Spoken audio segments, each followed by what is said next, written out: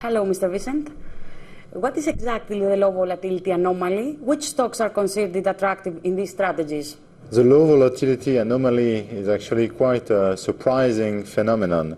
It's the fact that in the equity markets, the risk doesn't pay, and that actually over the long term, stocks that are less risky have actually better risk-return performances. Why is there such an anomaly in the market? It's actually quite interesting because the study of this anomaly, which was done in the last few decades, has actually shown us that most of the explanations comes from biases in the way humans take their decisions. For instance, humans are naturally attracted to what they know, and therefore stocks that are actually popular stocks and therefore volatile stocks attract more investment. It doesn't mean that they are better stocks as investments, but they are better renowned.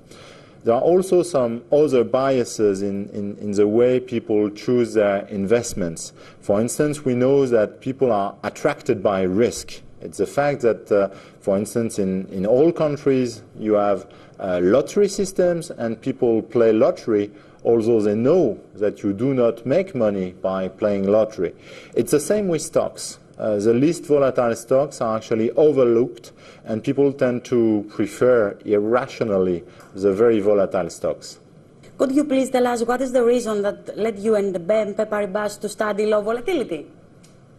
Well, the reason why we have studied this low volatility anomaly is because we had links with Robert Hogan, who was a discoverer of the low volatility anomaly. What is the difference between the first generation approach to low volatility and the second generation approach?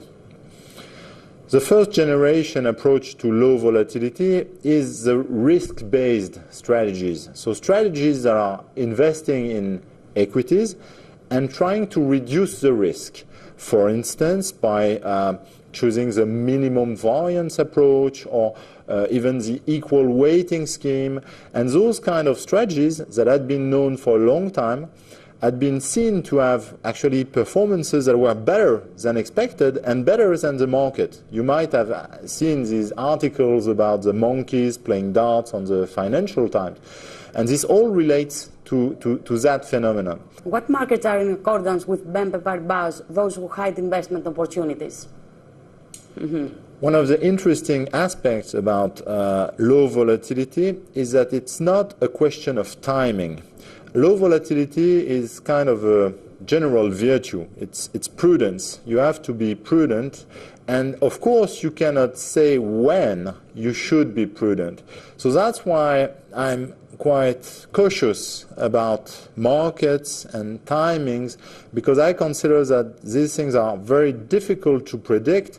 But what I know for sure is that over the long term, being prudent and playing low volatility stocks will have a better risk-return profile as a whole.